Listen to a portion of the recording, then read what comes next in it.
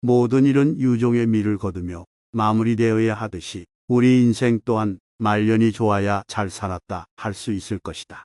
하지만 시작은 창대했으나 용두사미로 흐지부지 되어 버리는 일들이 더 많은 것이 현실인 것처럼 우리 주변에도 중장년기까지만 해도 남이 부러워할 정도로 잘 살아가다가 한순간 삐끗하는 바람에 나락으로 떨어져 노년의 삶을 힘겹게 살아가는 사람들이 많이 있다.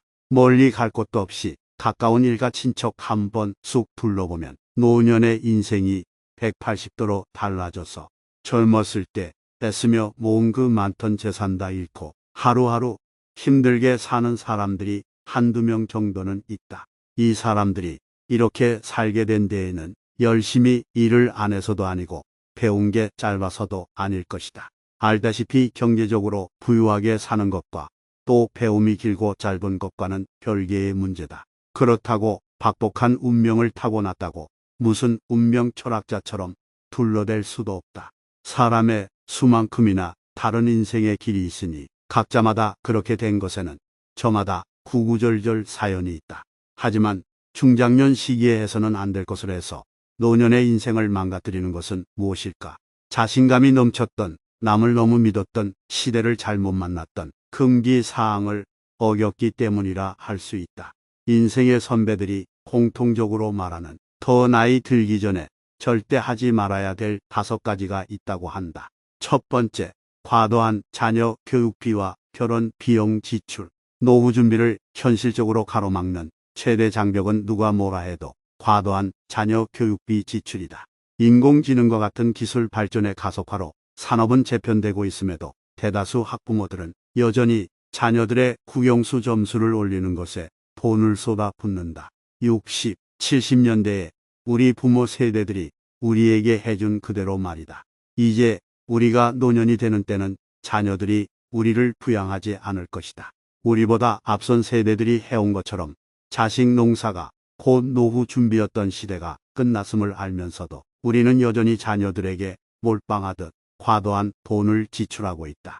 자녀가 있는 직장인 10명 가운데 4명꼴로 자신을 에듀포, 즉 수입에 비해 과도한 자녀 교육비 지출로 어려움을 겪는 교육 빈곤층이라고 답한 설문 결과가 있다. 자녀 사교육비는 안 되는 걸 알면서도 그냥 빨려 들어가는 블랙홀이다. 이제 남은 또 하나가 자녀들의 결혼 비용이다. 이건 정말 폭탄 중에 폭탄이다. 학업 다 끝내고 직장 생활 잘하고 있어서 이제 한숨 좀 돌릴 참이었는데 자녀들이 결혼하겠다 한다. 당연한 수순이지만 집값이 많이 올라 부모의 도움이 없다면 제대로 된 집조차 얻을 수 없는 게 현실이다. 하지만 인생에 한 번뿐인 결혼이니까 멋지고 화려하게 그리고 신혼집도 처음부터 모든 것을 다 갖추고 시작하고 싶은 자녀들의 욕망을 꺾을 수 없다는 게 문제이기도 하다.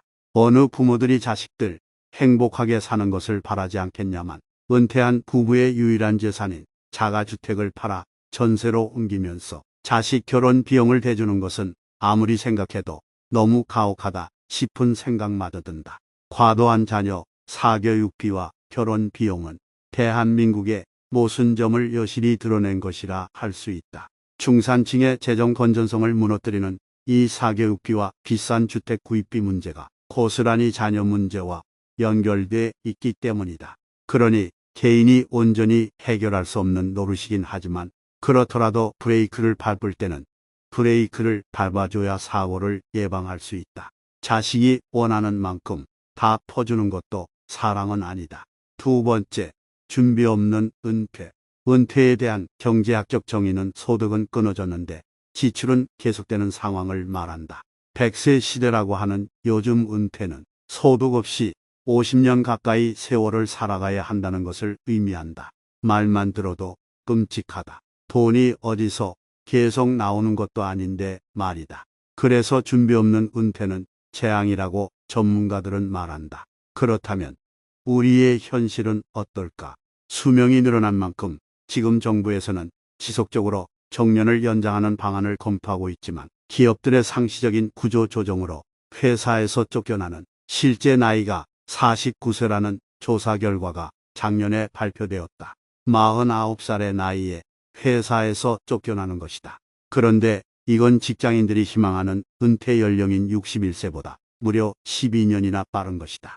그럼에도 우리 중장년들의 은퇴 준비라는 것이 여전히 구체적이지 않고 막연하게 먼 미래로만 생각하고 있다는데 이건 문제가 더 심각해진 것이다.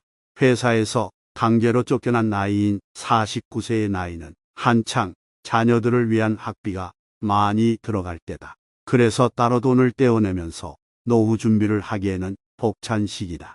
하지만 현실이 이렇게 돌아가는 만큼 노후 50년은 차치하고서라도 기대와 현실이 어긋난 그 12년의 갭을 어떻게 메꿀 것인가에 대한 현실적인 대안을 하루라도 빨리 마련해야 한다. 그렇지 않으면 우리는 준비 없는 은퇴를 맞게 된다.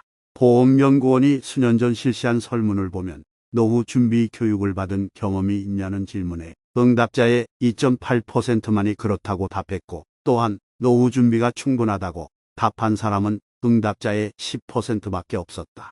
우리의 상황이 우리의 현실인 만큼 노후 빈곤을 먼 산 보듯 해서는 안 될 일이다. 세 번째, 준비 없는 창업. 준비 없는 은퇴자들이 가장 많이 하는 것이 준비 없는 자영업이다.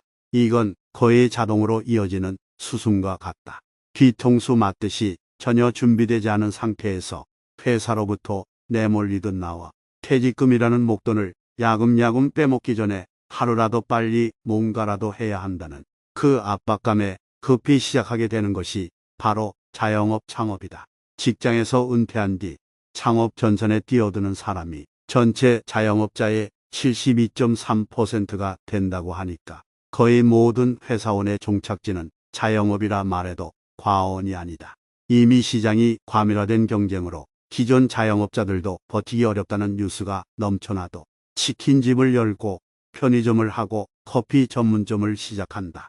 경험이 없으니 프랜차이즈에 100% 의존하게 되고 가맹과 동시에 가맹으로부터 시작해서 다 떼어내주면서 본사 좋은 일만 시켜준다. 이런 도소매업과 요식업 같은 소규모 생활 밀접업종의 또 다른 심각한 문제는 수입이 빠듯하다 보니 비용을 절감하기 위해서 결국은 온 가족이 총동원되어 가게 일에 매달리게 된다는 것이다. 결국 가족들의 인건비를 따먹으며 버티는 건데 이게 최저임금 수준에도 못 미치는 악조건의 노동이다.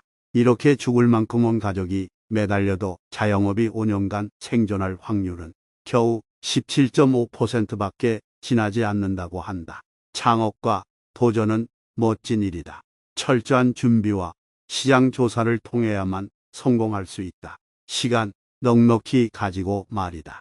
네 번째, 고수익을 노린 투자. 돈 좀 벌어보고 싶다는 마음에 고수익 금융상품에 귀가 솔깃해서 모아둔 현금 자산을 다 투자했다가 결국 사달이 난다. 고수익 보장을 미끼로 한 금융사기의 전형적인 결말이다. 경기 불황이 장기화된 상황이다 보니 높은 수익과 원금을 보장한다는 금융상품을 소개받게 되면 마음이 흔들리는 게 인지상정이다. 사기꾼들은 이제 자리가 얼마 남지 않았다며 이 좋은 기회가 곧 사라질 것처럼 흔들리는 마음을 휘저어 판단력을 마비시킨다. 무슨 저축은행 사건이니 무슨 투자증권 사건이니 하는 것이 내용은 다 다르겠지만 본질은 같다. 고수익을 미끼로 돈을 끌어들여서 초반에는 보장했던 수익을 꼬박꼬박 챙겨주다가 맛이 들린 투자자가 더 많은 돈을 집어넣게 되는 것이다. 이러면서 고액이 물리게 되고 사기꾼들은 돈을 갖고 튄다. 절대로 듣도 보도 못하거나 이해하지도 못하는 금융상품에 돈을 넣지 말아야 할 일이다. 노후가 되기 전에 하지 말아야 할 것들이 이것뿐은 아니지만 인생의 선배들이 공통적으로 꼽은 4가지이기 때문에 지켜서 손해볼 일은 없을 듯하다. 영상을 보신 모든 분들이 행복한 하루하루를 보내시길 진심으로 바라겠습니다.